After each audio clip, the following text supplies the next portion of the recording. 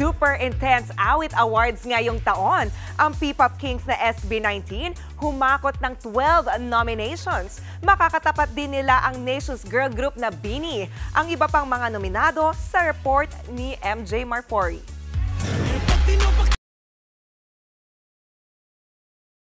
Kento. Music beat, check. Vocals and lyrics, check na check. Isa mo pa ang napakaangas itong music video at pamatay na koryo.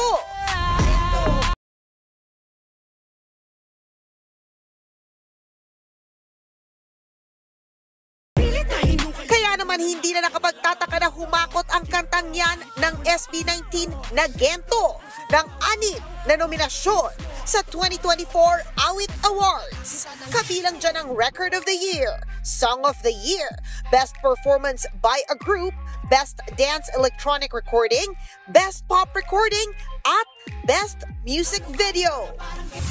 Pati ang mismong album nito na Pagtatag, nominated din sa Album of the Year.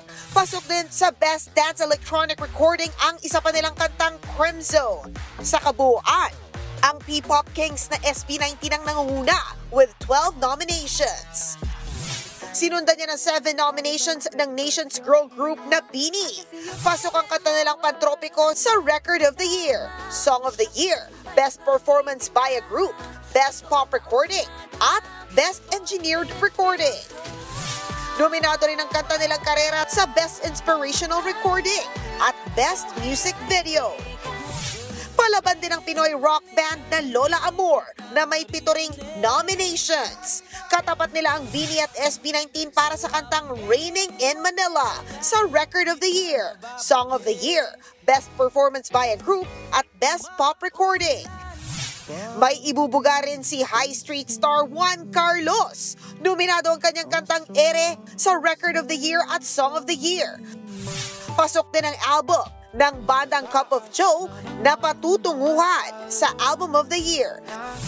Habang nominado naman sa Song of the Year at Best Pop Recording ang kantang Saan ni Maki.